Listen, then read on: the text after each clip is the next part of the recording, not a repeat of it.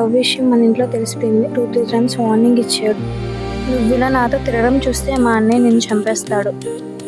మా అన్నయ్య వాళ్ళ ఉన్నారేంటి?